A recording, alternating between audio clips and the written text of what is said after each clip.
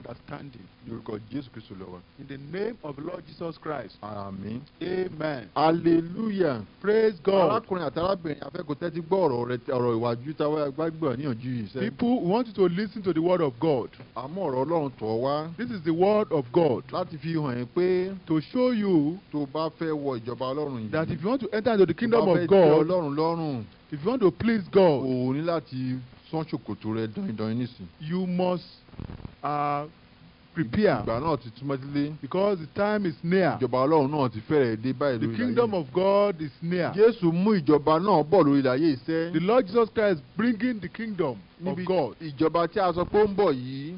This kingdom of God that is coming ìjọba àlàáfíà is the kingdom of peace. Níbi tí kò ní sí wàhálà tí kò ní sí àìsàn. Where there will be no problem, no sin, no sickness. Ṣùgbọ́n àwọn wo ló máa wọnú ìjọba náà? But who are these ones that will be in this kingdom? Ẹlẹ́ṣẹ̀ ò ní lè débẹ̀ o. Sinners will not be there.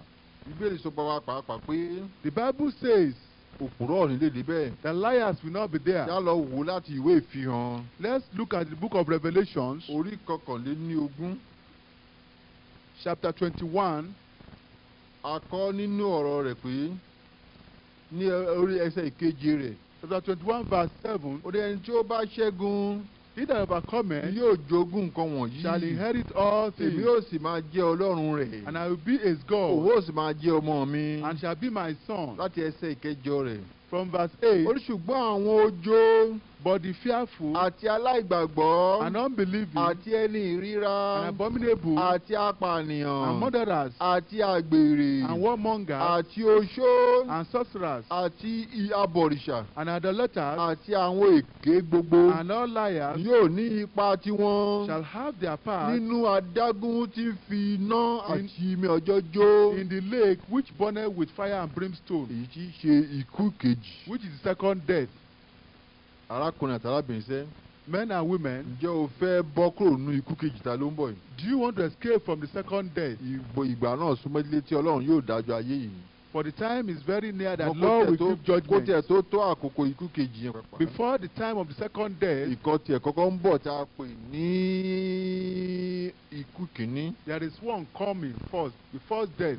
Èyí tí Ọlọ́run fẹ́ pa gbogbo àwọn orílẹ̀-èdè ayé wọ̀nyí rẹ́. When God will destroy all the kingdoms of this world. Tí Ọlọ́run yóò wá gbé ìjọba tiẹ̀ lélẹ̀ fún ọgbẹ́ ẹgbẹ̀rún ọdún kan. And the kingdom of heaven will be brought down for 1,000 years. Ní ìfihàn orí ogún ló máa ti rí lè ká. In the book of Revelation chapter 20 you see this one. À ń bẹ̀ pé akọ́kọ́ máa mú èṣù tó ń tàn àwọn èèyàn jẹ a máa mú dè. It was written there that the devil that deceives people will be chained.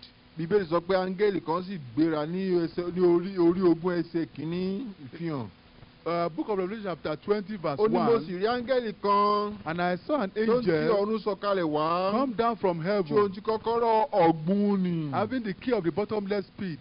Àti ẹ̀wọ̀n ńlá kan lé ọwọ́ rẹ̀. And a great chain in his hand. Ó sì di ìkookò náà mú. And he laid hold on the dragon. Ejò àtijọ́ ni. That old serpent. Tí í ṣe èṣù. Which is the devil. Àti Sátánì. And Satan. Ó sì dè é ní ẹgbẹ̀rún ọdún. And bound him 1,000 years. Ó sì gbé e sọ sínú ọ̀gbun náà. And cast him into the bottomless pit. Ó sì tì í. And shut him up. Ó sì fi èdìdì dì í lórí rẹ̀. And set his seal upon him. Kí ó má bàa tan àwọn orílẹ̀-èdè jẹ mọ́. That he should deceive the nations no more. Títí ẹgbẹ̀rún ọdún náà yóò fi pé. Till the 1,000 years should be fulfilled. Hallelujah. Praise God. Ìgbà náà ti súnmọ́ ìdílé sẹ́. The time is near. Ní kí Jésù tó mú ìjọba ẹgbẹ̀rún ọdún tirẹ̀ lélẹ̀. Before this 1,000 year millennium. A máa mú èṣù a máa mú kúrò lórí ilẹ̀ ayé. The devil will be removed from this earth. Àwọn ẹ̀mí tó ń fa àìsàn gbogbo a ó mú wọn kúrò lórí ilẹ̀ ayé. All these spirits causing sickness will be removed. Gbogbo àwọn ẹ̀mí èṣù tó ń fa ẹ̀ṣẹ̀ gbogbo wọn la ó mú kúrò lórí ilẹ̀ ayé. All these devils causing sin will be removed from the earth. Ìgbà yẹn náà ni ìsinmi àlàáfíà yóò wá wà. Then there will be reign of righteousness. Jésù yóò wá máa jọba lórí ilẹ̀ ayé. That the Lord Jesus will be fún ẹgbẹ̀rún ọdún. For 1,000 years. Bí o sọ pé kò yóò sí ikú. There won't be any death. Ẹni tó bá kú á jẹ́ pé wọ́n wàásù títí fún kò fẹ́ gbà. There won't be any death. Ilé sọ pé. The Bible said. Ọmọ kékeré bá kú ní 100 ọdún. That if a child should die 1,000 years. Ọmọ 100 ọdún sẹ́. That 1,000 ọdún. 100 years. Pé ọmọ kékeré náà máa pè é. That will be called a small child. Ẹni tó bá kú 100 ọdún nígbà náà sẹ́. That anybody that should die 100 years old. Wọ́n máa sọ pé ọmọ kékeré mà ni. That they say that one is a child. bẹ́ẹ̀ gẹ́gẹ́ ni ẹni pé kò ní síkú nígbà náà nìyẹn. that there will not be death that time. fún ẹgbẹ̀rún ọdún yẹn sẹ́. For 1,000 Jésù years, yóò máa jọba lórí ayé yìí. Jesus Christ will be king ohun over tí the mo ń sọ earth. yìí fẹ́rẹ̀ẹ́ dé o. What we are talking now will soon come. ǹjẹ́ o fẹ́ ní ìpín ìjọba náà? Do you want to be partaker of the mo kingdom? fẹ́ kó wá yẹra rẹ wò. Please examine yá lọ yourself. wo ìwé òwe tí Jésù tún pa kan nínú ìwé Matthew orí 13. Let's turn to the Bible and look at another parable the Lord Jesus Christ ní gave. ìwé Matthew orí 13. In the book of Matthew chapter láti ẹsẹ̀ 13 kẹrìnléníogún. from verse 24. ó ní òwe mìíràn ni ó pa fún wọn. Another parable put he forth unto wípé them, ìjọba ọ̀run dàbí ọkùnrin saying the kingdom of heaven is likened unto tí a ó man fún irúgbìn rere sí oko rẹ̀. which sowed good seed in his ṣùgbọ́n field. nígbà tí ènìyàn ń sùn But while men slept, ọ̀tá rẹ̀ wá. his enemy came ó fún èpò sínú àlìkámà. and sowed tares among the ó wheat sì bá tirẹ̀ lọ. and went his way. ṣùgbọ́n nígbà tí eérú rẹ̀ sọ jáde. But when the blade was sprung tí ó up sì so èso. and brought forth nígbà fruit, náà ni èpò búburú fi ara hàn pẹ̀lú. then appeared the tares also. bẹ́ẹ̀ lé àwọn ọmọ ọ̀dọ̀ baálé náà tọ̀ ọ́ wá. So the servants of the household wọ́n wí fún un pé came and said unto him, Olúwa, Sir, irúgbìn rere kí ìwọ fún sínú oko rẹ. didst not thou sow good seed in thy níbo field? lé wá ti rí èpò búburú? From whence then hath it ó tares? sì fún wọn pé He said unto them, ọ̀tá lé ó ṣe An èyí. enemy has done this. àwọn ọmọ ọ̀dọ̀ rẹ̀ sì wí pé The servant said unto wà á him, fẹ́ kí a lọ fà wọ́n tu kúrò. Will thou then that we go and gather them up? ó sì wí pé But he said, bẹ́ẹ̀ kọ́. Nay, nígbà tí ẹ̀yin bá ń tú èpò kúrò. lest while ye gather up the kí tares, ẹ̀yin má bàa tú àlìkámà pẹ̀lú wọn. ye root up also the wheat ẹ with jẹ́ them. kí àwọn méjèèjì kí ó dàgbà pọ̀ títí di ìgbà ìkórè. Then let both grow together until the harvest. ní àkókò ìkórè. And in the time of èmi yóò sì harvest, wí fún àwọn olùkórè pé I will say to the reapers, ẹ tètè kọ́ kó èpò jọ. Gather ye together first the tares, kí ẹ dì wọ́n ní ìtí láti fi iná sun wọ́n. and bind them in bundles, ṣùgbọ́n ẹ kó àlìkámà sínú abà mi. but gather the wheat into my barn. arákùnrin àtàlábìnrin. Men and òwe women, yìí ni Jésù pa fún àwọn ènìyàn. this is the parable Lord Jesus Christ gave to the people. Jésù sì tún wá sọ ìtumọ̀ èpò náà fún àti And àlìkámà náà Jesus fún wọn. Christ gave interpretation. ó wí fún ọ pé He told them pé irúgbìn rere ni àwọn ọmọ Ọlọ́run. that put forth unto them, saying, The kingdom of heaven is like to a grain of... ní ẹsẹ̀ kẹtàdínláàdọ́ta. In verse, pàṣẹ ó ní irúgbìn rere yẹn. he said the good seed, ó ní àwọn ẹni ọmọ Ọlọ́run. they are the children of ó God. ní ṣùgbọ́n irúgbìn èpò búburú yẹn. That the tares, ó ní àwọn ọmọ èṣù ni that they wọ́n. are the seed of the devil. èṣù bàbá wọn ló gbìn wọ́n sórí ilẹ̀ yìí That sẹ́. the devil planted ó them. ní ayé yìí ní ọgbà àjàrà ọmọ ọ̀dàgùtàn náà. That this world is ní oko náà. the farm. ṣùgbọ́n irúgbìn rere ni àwọn ọmọ Ọlọ́run tọ́lọ́run fi sórí ilẹ̀ ayé yìí sẹ́. The good seed are the children of God in this earth. a ti wá mọ ìtumọ̀ òwe yìí sẹ́. We've now understood the meaning of this Jésù fi parable. hàn á pé The Lord nígbà tí revealed to Ọlọ́run us dá Ádámù sórí ilẹ̀ ayé yìí. that when God created Adam on this earth, èṣù ló wá tó tọ́ Éfà jẹ. it was the devil that came and deceived lẹ́yìn Eve. ìgbà tí èṣù ti tọ́ Éfà jẹ tán. When Satan deceived Eve, ó sì nípa bẹ́ẹ̀ la fi mú irúgbìn èṣù sórí ilẹ̀ ayé yìí. it was through the deceit that brought the seed of the devil. ìyẹn ni to this Kéènì ọmọ Kéènì la fi bí Kéènì sórí ilẹ̀ ayé yìí sẹ́. That was how Cain was brought forth. Kéènì wá jẹ́ irúgbìn èṣù. Cain is the seed of the devil ó sì wá jẹ́ ẹni ẹ̀ṣẹ̀ gbáà. and some man of sin ó sì jẹ́ ẹranko. and a beast. ṣùgbọ́n Ọlọ́run ò pa á. But God did not destroy him. ó ní kó jẹ́ kí gbogbo wọn máa dàgbà títí ìgbẹ̀yìn ayé ni. He said that they should allow them to grow Ìdí ẹ̀ together tó fi until jẹ́ pé harvest. àwọn olùṣe burú wà lórí ayé yìí nìyẹn. That's why you see that wicked people are on the earth right now. ó lè dàbẹ́ pé ìjẹni wọ́n ń dí àwa olódodo lọ́wọ́ ni. And you see as if they are disturbing the righteous Bọ́lá sọ ones. pé ẹ jẹ́ kí gbogbo wọn máa dàgbà títí ìgbà kórè. But God allowed that both should grow together until ó ní harvest. ìgbẹ̀yìn ayé That at the end of the world, pé Olúwa yóò wá rán àwọn áńgẹ́lì rẹ̀ that God will send the angels, láti wá fa gbogbo àwọn èpò búburú yẹn láti gbá wọn jọ. that he will gather the tears, láti gbá wọn jọ fún iná. to gather the tears together for burning. gbá àwọn èso rere la ó mú sínú ìjọba. But the wheat shall be gathered wá wò láti to the ẹsẹ̀ kingdom of God. kejìdínlógójì. We want you to see now from verse 38. ó dá ìwé fún wọn pé ọmọ ènìyàn lẹ́ni tí ó fúrúgbìn ìrere náà ẹsẹ̀ 17.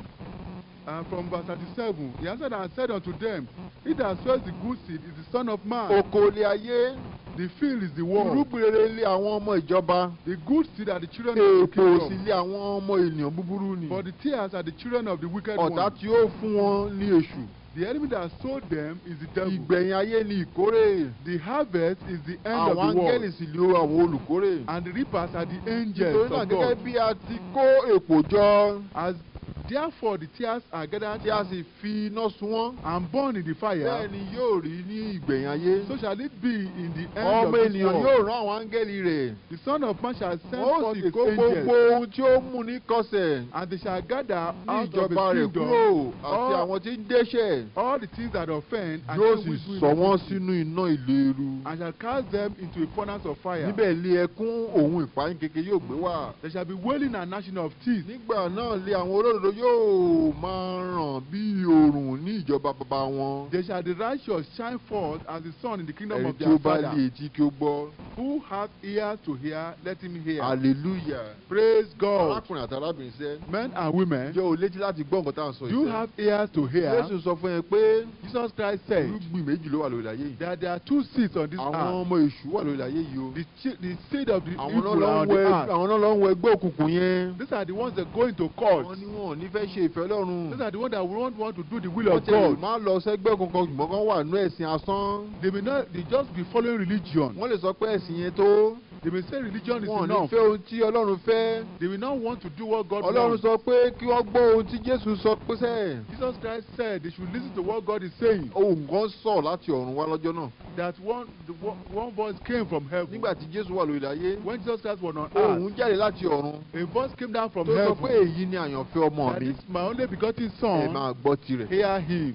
Àníṣe ohùn yìí sọ pé Jésù ní ọ̀nà. That this voice is saying Gbọ́ ohun that tí Jesus is the Jésù way. Jésù sì fẹnu rẹ̀ sọ pé And Jesus Christ himself èmi said, ní ọ̀nà, I am the way, òtítọ́ àti ìyè. the truth Kò and the sẹ́nikẹ́ni life. tí ó lè dé ọ̀dọ̀ Baba Nobody can come to bí the kò ṣe Father nípasẹ̀ mi. except by me. Jésù Kristi ni ọba ní ìjọba ta ló ń bọ̀ yìí. Jesus Christ is the God, is the Lord of this kingdom. Ní ìjọba ta ló ń bọ̀ iṣẹ́. This coming kingdom, Jésù Kristi ni ọba. the Lord Jesus Christ is the Òun king. ni yóò máa jọba lórí ilẹ̀ ayé yìí. Is the king, Ó sì ń wá àwọn on this ọ̀rẹ́ sí earth. ọ̀dọ̀ rẹ̀ nísìnyàn. and is inviting people Ó to fẹ́ kó wá himself. di ọ̀rẹ́ òun. He wants you to Ó come fẹ́ to kó wá him. di ọmọ Ọlọ́run. He wants you to come and become Kó a child of máa God. darí ìgbésí ayé rẹ̀. That he can be directing and leading your Kó life. má lè dẹ́ṣẹ̀ mọ́. So that you may not sin Kó lè again. tẹ́ Ọlọ́run lọ́rùn. That you may be able to satisfy Àníṣe God. Bíbélì ń sọ nípa ìtàn irúgbìn yìí sẹ́. The Bible is telling us about, because of this story of this Pé parable, irúgbìn méjì ló wà lórí ilẹ̀ ayé that yìí. there are two seeds on this Àwọn earth. ọmọ ìjọba Ọlọ́run. The children of the kingdom of Ìwọ God. tó ń gbọ́ mi báyìí sẹ́. You people listening Tó to me bá now, tọrọ tá à ń sọ ìbá ń wò ẹ́ lọ́kàn. if you are listening to this Wọ́n word, láti jẹ́ pé o jẹ́ ọmọ ìjọba Ọlọ́run ni. then you mean you are a Tètè wá child of tẹ̀lé the Jésù náà kingdom. kó sì tẹ̀lé nǹkan tá ní kó máa ṣe. We want you to come and follow the Lord Jesus Christ. Tètè wá máa ṣe nǹkan tá ní kó máa ṣe. Come and be doing Wọ́n what máa the Bible gbàdúrà says. lálálẹ́ Come and pray. àti láràárọ̀. Come and be praying in the morning, Kó sì wá máa ka in the Bíbélì. night, and read your Kó Bible. sì wá tẹ̀lé àwọn ajínrere And ìṣẹ́. come and follow these Kó sì wá preachers. máa lọ sí ìjọ àwọn ajínrere. Come and be following the Láti preachers túbọ̀ máa kẹ́kọ̀ọ́ sí to i. learn more of the word of Pé God. òtítọ́ ní sọ ní di òmìnira. Because the truth that make us free. Òtítọ́ ni Jésù fi hàn wá pé That the Lord Jesus revealed the truth to pé us. Kéènìyàn ọmọ èṣù ni. That Cain is of the devil. Lẹ́yìn ìgbà tí Ọlọ́run lé Kéènì kúrò ní ọgbà Édẹ́nì When ládùúgbò God yẹn. drove Cain out of the kingdom, out of the garden Kéènì of lọ Eden, bẹ̀rẹ̀ sí ní bímọ sí i. Cain started multiplying. Ábúrádámù tún bí ọmọ mìíràn lẹ́yìn tí Kéènì ti pa Ébẹ́lì. Abraham had another seed. Ádámù ní ọmọ mìíràn. Adam had another child. Ó sì wá pe orúkọ rẹ̀ ní Seth. And he called his name Seth. Seth yẹn tó wá bí ọmọ tirẹ̀. Seth multiplied. Àwọn ọmọ Seth ló ń gbọ́ tọlọ́run. And the children of Seth listened to Àwọn ọmọ God. Kéènì wọn ò fẹ́ gbọ́ rárá. The seed of the children of Cain would not listen Àwọn to God. wọ́n lè lẹ́sìn tiwọn o. They may have their own religion. Ṣùgbọ́n wọn ò fẹ́ ti Jésù. They don't want to Wọn follow ò fẹ́ Christ. ìfẹ́ ti Ọlọ́run. They don't want to follow Christ. Nígbà tí ayé tó bá pọ̀ sí iṣẹ́. When earth started multiplying, Bíbélì sọ pé wọ́n tún wá dàpọ̀. they now mix. A ò wá mọ ọmọ Kéènì yàtọ̀ sọ́mọ Sẹ́ẹ̀tì. You can't distinguish the seed of Cain from that of Seth. Ṣùgbọ́n Ọlọ́run sì mọ̀ yàtọ̀. But God himself knows the Ọlọ́run difference. pa wọ́n rẹ́ nígbà kan. God destroyed them Ní ìgbà ayé Nóà. during the time of Ó fi omi Noah. pa gbogbo ayé rẹ́. Ọlọ́run God bínú destroyed páyé. the world with flood. Ṣùgbọ́n Noah àti àwọn ọmọ rẹ̀ nìkan ló kù. But Noah and his seed were left. Àti ìpa gbogbo àwọn ọmọ Kéènì rẹ̀ tán. But all the seed of Cain were not Gẹ́gẹ́ bó destroyed. ṣe sọ pé wọ́n ti wá dàgbà kó tó gba ayé Noah yẹn. As we said that they were all mixed before the time of Noah. Bàbá kan lè bímọ méjì. One man can have two children. Kíkan jẹ́ ọmọ Kéènì, kíkejì jẹ́ ọmọ Séètì. One may be the Cain of seed, the seed of Cain, and one may be the seed of Seth. Bẹ́ẹ̀ lórí dídè ní That's how olónìí. it is up to today. Nígbà tí ayé tó wá pọ̀ láti ẹ̀yìn ìgbà ayé Noah sẹ́. Since the earth has been multiplying Láti ìgbà ayé Noah. after Noah, Ò lè mọ bàbá kan pé ọmọ yìí ọmọ Kéènì ni you mọ́. cannot distinguish the seed of Bọ̀ Cain nígbà from tí that of Jésù Seth. Kristi wá sórí ayé. But when Jesus Christ himself Jésù came sọ to pé the mo earth, mọ àwọn àgùntàn mi. Jesus Christ said, I know my Àwọn own. tó jẹ́ ọmọ Séètì yẹn. Those that belong to Seth, Àwọn ni ọmọ Jésù tó sọ pé ó mọ̀. they are the children of Àwọn ni God. àwọn ni àgùntàn Jésù. They are the sheep. Tó o bá tiẹ̀ tí ì gbọ́ nísìnyí, tó o bá tí ì wá sọ̀rọ̀ Jésù. If you have not come to the Lord Tó o Jesus bá Christ jẹ́ now, àgùntàn Jésù. if you belong to the Lord Tọ́rọ̀ yìí Jesus bá ń Christ, wọ̀ ẹ́ létí àgùntàn Jésù ló if you are jẹ́. listening to this Jésù ń preaching, pè ọ́ nípa ìwàásù yìí ni. Jesus Christ is Pé ẹ wá sí calling ọ̀dọ̀ you by this mi. preaching, that you come unto Ẹ him, gbogbo ẹ̀yin tí ń that you ṣiṣẹ́. that Tí a labor di ẹrù wo lé and are lórí. heavy laden, Èmi yóò sì fún yín ní ìsinmi. and he will give you rest. Jésù ń pe àwọn tí ẹ̀ sọ́dọ̀ rẹ̀. Jesus Christ is calling his Ó own. fẹ́ gbà àwọn sí ọ̀dọ̀ rẹ̀ kó tó di pé ìgbà yẹn yé dé. He wants to accept them unto Ó himself. sì fẹ́ kó before wá the end of gba the world. Jésù nísìnyí o. He wants you to come and accept Jesus Wá jẹ Christ. nínú ètùtù tí a láti ṣe ètùtù fún àwọn Like, ọmọ come and Séètì. partake of this sacrifice. Ètùtù yìí fún àwa ọmọ Séètì ló wà The fún. sacrifice. Tí ẹnikẹ́ni tó bá jẹ nínú ètùtù náà ni yóò bọ́ kúrò nínú That ìbínú Ọlọ́run tó ń whosoever bọ̀. partake of this sacrifice will be free from the judgment of God to come. Nítorí pé ìgbà náà súnmọ́ ilé tí a ó pa gbogbo ìjọba ayé yìí rẹ́sẹ́. Because the time of judgment is near. Jésù sì sọ pé Jesus Christ is saying, wá sí ọ̀dọ̀ òun come kí o kó to lè me ní ìsinmi. so that you may have rest. Ọ̀pọ̀lọpọ̀ rẹ̀ pé wọ́n wá ìsinmi lọ sí ọ̀dọ̀ babaláwo. Many people are looking for rest Ọ̀pọ̀lọpọ̀ wá in different places. wọ́n wá ìsinmi lọ sí ọ̀dọ̀ oníṣègùn. Some people will go to the Ọ̀pọ̀lọpọ̀ wọ ẹ̀sìn míì idol worshippers. Ọ̀pọ̀lọpọ̀ lọ sí ẹ̀sìn náà torí ìsinmi. Some people will go to other religions because Ìsinmi of kúrò rest. lọ́wọ́ oṣù àgè kúrò lọ́wọ́ àjẹ́. Just because of rest from wizards and Ìsinmi witches. kúrò lọ́wọ́ àìsàn gbogbo. From sickness. Ọ̀pọ̀lọpọ̀ torí rẹ̀ lọ ń sẹ́gbẹ́rẹ́ sára. Some people are just putting marks on their body. Ṣùgbọ́n Jésù sọ pé But Jesus wá Christ sí said, ọ̀dọ̀ mi ẹ̀yin come tí ń unto ṣiṣẹ́ me, àti ẹ̀dá dẹrù all you that lórí. labor and are heavy laden, Yóò fún yín ní and I will ìsinmi. give you rest. Ìsinmi Jésù ni kì ò ní wàhálà nù. The rest of the Lord Jesus Christ Yóò has no yóò fún ẹ problem. ní ìfọkànbalẹ̀. It will give you rest, Yóò fún ẹ ní àlàáfíà. give you Yóò satisfaction, lé gbogbo àwọn àmì ẹ̀mí ajẹnirí it kúrò will give lọ́dọ̀ you rẹ. peace, Yóò bá àwọn ẹ̀mí èṣù wí fún ẹ. it will drive out demons away Jésù from Kristi you, yóò sì fún ẹ ní ìfọkànbalẹ̀ it sẹ́. will give you rest of mind. Jésù sọ pé The Lord Jesus has ó said, ní oko ní ayé yìí. he said this Ó earth, ní irúgbìn rere yẹn àwọn ọmọ Ọlọ́run ni. he said the field is this world, the Irúgbìn good rere field yẹn àwọn ọmọ are Ọlọ́run the ni. children of the kingdom, Irúgbìn búburú yẹn ti àwọn ọmọ èṣù ni. but the tares are the children of the Má wicked jẹ́ kán one. fà ẹ́ lọ sínú iná o. Don't let them drag you to the kingdom Ìdí ẹ̀rí of tó jẹ́ hell. pé tí bàbá àti ìyá rẹ̀ kan bá sọ pé kó má lọ sí ọ̀dọ̀ Kristi iṣẹ́. This is the reason why even your father and your mother ask you not to Jésù mọ̀ follow pé Jesus Christ. ó ṣeé ṣe kí bàbá kan jẹ́ ọmọ èṣù. Jesus Christ knows that even the father may be of the devil, Kí ó bí ọmọ tó mọ ọmọ náà máa jẹ́ ọmọ ti Kristi. and he may have a child that belongs to Christ. Ṣùgbọ́n Jésù sọ pé tó o bá tẹ̀lé kórìíra bàbá rẹ̀ ò ní lè ṣọmọ lẹ́yìn òun. That if you don't hate your father, you can't even be my disciple. Ẹni tí ò bá lè kórìíra ayé rẹ̀ pápá ò ní lè ṣọmọ lẹ́yìn òun. If you can't forsake yourself, you can't be his disciple. Ẹni tó bá sọ pé òun fẹ́ jàdú ara òun yóò sọra rẹ̀ nù. Those who want to save themselves will lose their Ẹni lives. tó bá sọra rẹ̀ nítorí ìjọba Ọlọ́run àwọn ni wọ́n ríra But wọn. those that lose their life for the kingdom of God's Èmi tí sake mò ń wàásù will fún yín find sẹ́. themselves. Me that is preaching unto Nígbà you, tí mo fẹ́ gbégbá Jésù yìí, when I want to accept Jesus Christ, gbogbo oògùn tí bàbá mi ní kí n fi máa ń jàdúrà mo sọ sínú odò. all the charms that my father gave unto me, I threw them into the river. Mo lọ sọ sódò ògùn parálẹ̀ ọjọ́ náà. I just went and threw them into the river. Mo ní Olúwa mo gbẹ́kẹ̀mí lé láti ní lọ. I told the Lord that I'm going Pé to mi be ò depend tún upon mi you. ò fẹ́ tún gbẹ́kẹ̀lé oògùn wọ̀nyí mọ́. And I don't want to put my trust in charms Nígbà again. tí mo sọ fún bàbá tó bí mi When I told my father pé mo ti sọ mi ò fẹ́ lògùn wọ̀nyí mọ́ sẹ́. that I don't want to use those Pé charms àdúrà again, tó. that I can depend on Pé the prayer Jésù to yìí God, tó. that Jesus Christ is enough. Ẹ̀rù bà. He was afraid. Ó ní He was afraid. ó ní ó máa fẹ́ sọ́ra rẹ̀ nù rẹ̀ He yìí. said you want to lose your life. Ṣùgbọ́n Jésù kí ni Jésù sọ? But what did Jesus Jésù Christ sọ pé say? àwọn tó bá sọ́ra wọn nù nítorí tòun yẹn. Jesus Christ said, those that have lost their life for my sake, Ó láwọn ni wọ́n ń ríra wọn. they shall save it. Àwọn tí wọ́n bá ń gbá tó ń fẹ́ jàdúrà wọn ti ká lára wọn. Those that want to save their life by themselves, Wọn ò lè rí. those are the ones that Máa will lose sọ́ra their wọn nù lives. ní. They will lose their Mo lives. fẹ́ kó mọ̀ pé I want you to lẹ́yìn realize ọ̀pọ̀lọpọ̀ ọjọ́ sẹ́, that after many lẹ́yìn days, ọ̀pọ̀lọpọ̀ ọdún, after many mo years, sì sí ń tẹ̀lé Kristi and that sẹ́. I've been following Christ, Jésù agbára Jésù sì tún bá mi rìn. that the power of God Bàbá has been tèmi working tó with bí mi me, yẹn tún máa ń ní kí n gbàdúrà fún òun ni. that my father was asking me to pray for Mo tún him, máa gbàdúrà fún un. that I will pray for him. Nígbà kan tí bàbá mi ó ní àìsàn When my father was sick, tó wà ní hospital, when he was in the hospital, tí mo gbọ́ ní ibi tí mo ti ń ṣiṣẹ́ pé ó wà ní àìsàn, when I learned that he was sick, mo sì wá sọ́dọ̀ hospital náà. I went to see him. Tí àwọn dókítà sọ pé apá òsì látòkèdélẹ̀ ń jẹ ni ó fẹ́ rọ o. That he had stroke of the left side. Nítorí pé wọ́n ní wọ́n ṣe operation kan fún un. That he had an operation. Nígbà tí wọ́n ṣe operation yẹn fún tó ń ṣe ló fẹ́ mú kí ọwọ́ rẹ̀ àti ẹsẹ̀ rẹ̀ fẹ́ rọ. That when he was operated, he had stroke of the left side.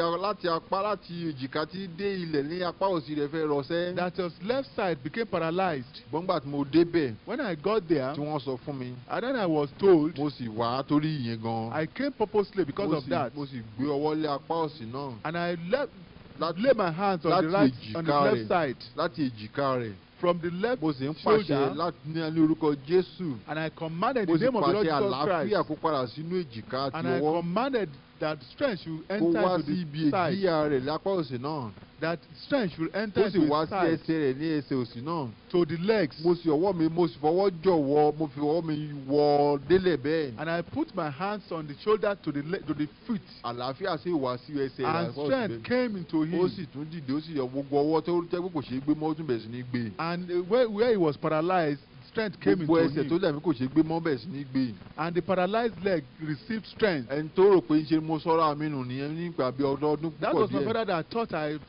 lost my life. ó rò pé oògùn yẹn ló máa gba ènìyàn là. My father who thought that charms would be keeping me. Jésù yìí sẹ́. But when I started following Jesus Christ, Jésù wá ràn náà lọ́wọ́. This name Jesus Christ helped me. wá gbà òun náà níyànjú pé kó sọ gbogbo oògùn rẹ̀ sọnù. And I told him to throw all the charms away. Ó gba Jésù gẹ́gẹ́ bí Olúwa. I should receive Jesus Christ as Lord and Savior. Savior. Torí pé Jésù gbogbo agbára ayé àtọ̀run wà lọ́wọ́ rẹ̀. That Jesus Christ has the Bíbélì power sọ pé gbogbo agbára. The Lord Jesus said all power ní ayé yìí sẹ́ in earth àti ní ọ̀run and in heaven la fi fún mi. has been given unto me. Ó sì rán aníṣẹ́ yìí. And has pé sent kí a us máa lọ. that we should kí a máa wàásù gbogbo orílẹ̀-èdè. and preach all to all kí a máa mú aláìsàn lára dá. to heal the sick. kí a máa mú arọ rìn. To pray for kí a máa mú afọ́jú ríran. to make the blind to see. pé ní orúkọ òun. that the name of Jesus Christ. èyí tí a bá dè láyé yìí ló ń dè lọ́run. that whatsoever we bind on earth. ohun tí a bá tú láyé ló ń tú lọ́run. else whatsoever we lose Jésù on earth. Kristi ní will be agbára loosed náà in ni. heaven. òun ló lágbára. that Jesus Christ is a power. ìdí ẹ̀ tó lè sọ bẹ́ẹ̀ nìyẹn. That's why he says so. kò sí ẹni tó bẹ̀rù. Nobody is afraid. Jésù ò bẹ̀rù ẹnikẹ́ni. Jesus Christ is not afraid of anyone. pé gbogbo láti wólẹ̀ fún Jésù Kristi. that all knees must bow to Jesus Christ. Bíbélì sọ pé. The Bible said. gbogbo ekún láti wólẹ̀ fún Jésù. that all knees must bow down to the Lord Jesus Christ. ilé ìlàjẹ wàásù rẹ̀ fún ẹ. This is what we are preaching to you. pé Jésù yìí ní ọ̀nà. that Jesus Christ is the way. wá tẹ̀lé. Come and follow Jesus Christ. Jésù ní ọ̀nà tòró náà. that Jesus Christ is the narrow way. tó lọ sí ìjọba Ọlọ́run yìí. that enters the kingdom of heaven. onígbòòrò ní ọ̀nà tó lọ sínú ìparun. wide is the way.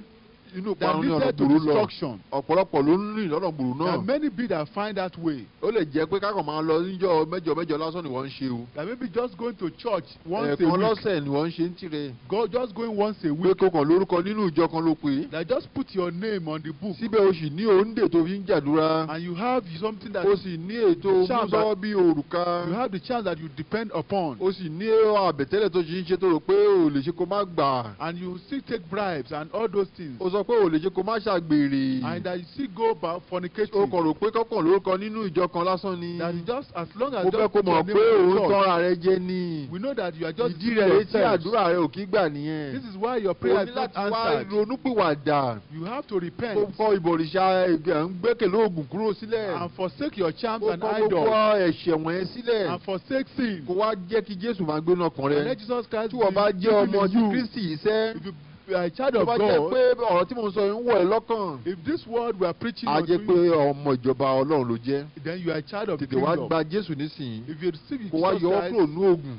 Come and kó yọ ọ́ kúrò ní gbogbo oúnjẹ come wọ̀nyẹn. and forsake charms wá and gbẹ́kẹ̀lé idols. Jésù Kristo Come Olúwa. and depend on Jesus Jésù Christ. lágbára láti gbà ẹ̀ṣẹ̀. Jesus Christ has the power ó to ń save gba you. ènìyàn. He will ó save ti you. gba àwa yìí. He has ó saved sì us. túbọ̀ ń gbà wá sí. And he has ó sì saved fẹ́ máa us. gba ìwọ náà. And he will ó save fẹ́ kó you. máa bọ̀. I want to wá invite you gbẹ́kẹ̀lé now. òun sẹ́. Come and depend on Jésù ní him. ọ̀nà. Jesus Christ is the way. Jésù ní òtítọ́ He náà. is the truth. ó tún sọ fún wa síwájú sí pé He told us further pé ìjọba Ọlọ́run yìí sẹ́. that this kingdom of God, ó ní ó dàbí ẹni tí ó fúnrúgbìn yẹn. he said, is like the sower.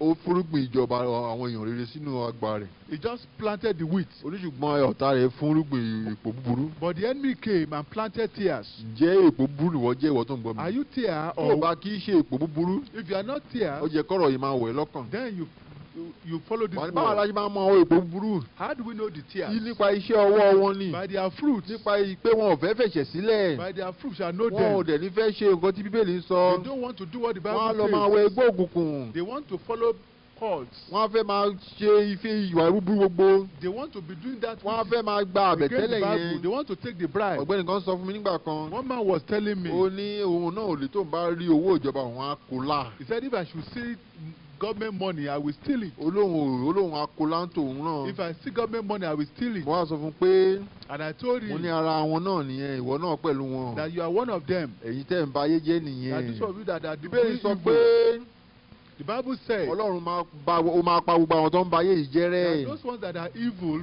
God will destroy Ọlọ́run them. fẹ́ pa gbogbo àwọn tó ń ba ayé yìí jẹ́ rẹ́ sẹ́. That those ones that are destroying this world ó will be sì ẹ̀ destroyed by ti fi God. ègún kan sínú Bíbélì. The Bible has put a curse in the pé Bible ègún náà yóò máa lọ sínú ilé gbogbo àwọn tó ń jalè. that the curse will go to the house of those that steal. pé yóò máa gé ilé náà kúrú. That it will cut the yóò house máa short. ké wọn lulẹ̀. That it will cut them down. lọ kàtìkàrà inú ìwé Sekaraya. If you go to the book of wàá Zechariah, rí kà ń bẹ̀. you read it there. pé Ọlọ́run rí ìwé náà tí ń fò. He said, I saw the scroll flying. Bíbélì sọ pé áńgẹ́lì náà ti sọ fún pé And the angel said, ègún tá a rán sílé àwọn olè nìyẹn. this is the scroll, Lórí- this is the curse sent for lórí ilẹ̀ the gbogbo house of ayé. the wicked. ìwọ tó yẹ pé All the àbẹ̀tẹ́lẹ̀ earth. ló ń gbà.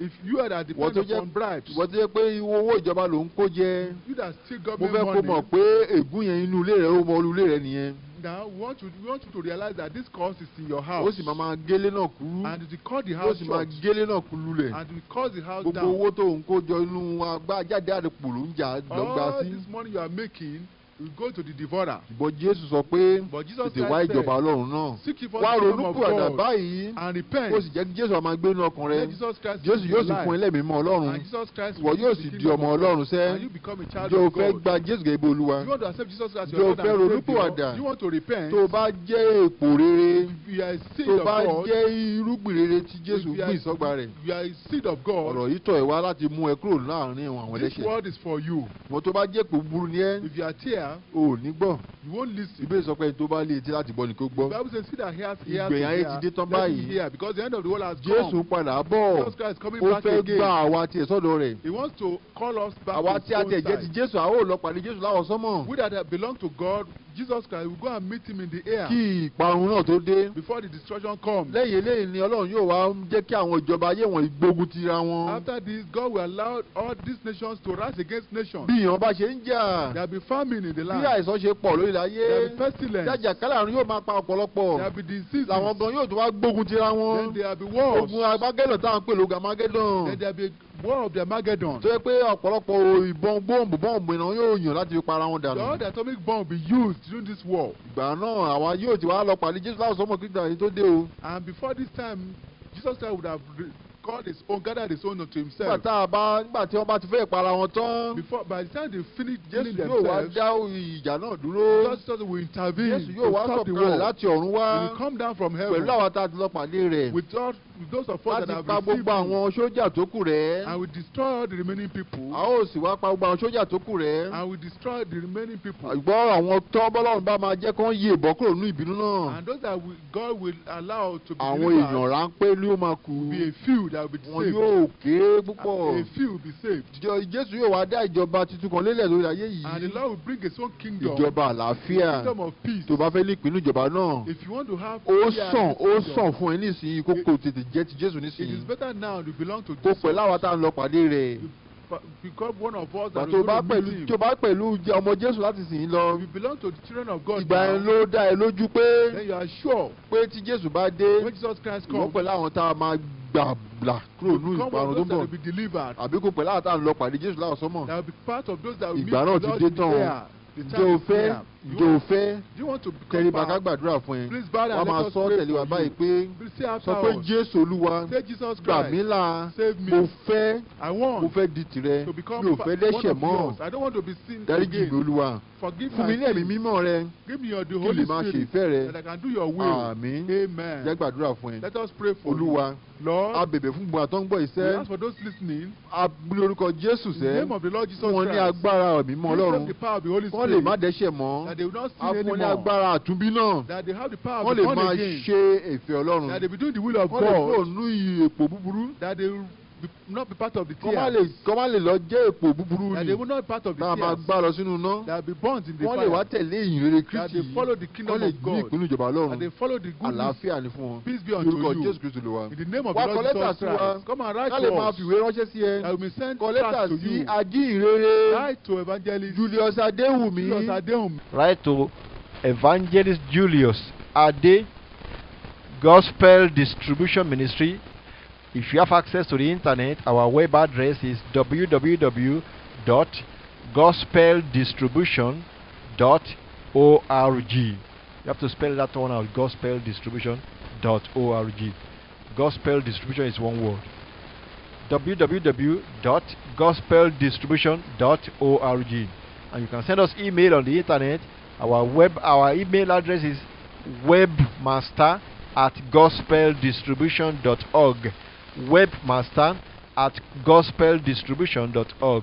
And you can also read all our literature on the internet freely. God bless you, and we see you again next time in Jesus' name.